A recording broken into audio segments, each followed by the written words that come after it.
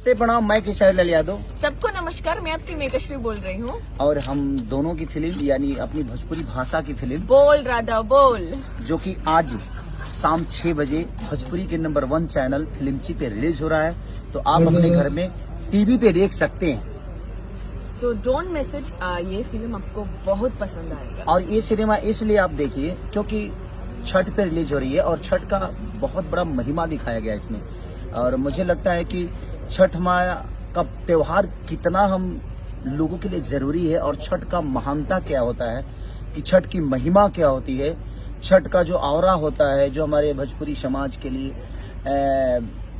एक अलग लेवल का। इससे बोल राधा बोल जो कि हमारे पराग पाटिल डायरेक्टर हैं, उसके हमारे विजय यादव जी उसके प्रोड्यूसर हैं, और फिल्मची के माने भोजपुरी के नंबर 1 चैनल फिल्मची पे इससे पहले जो भी फिल्म रिलीज हुई है मैंने। तो दोस्तों, अगर आप मेरे चैनल पर नए हैं तो इस चैनल को सब्सक्राइब कर दीजिए और बेल आइकन दबा दीजिए ताकि हर अपडेट इसी तरह आप लोग पास सबसे पहले जाए।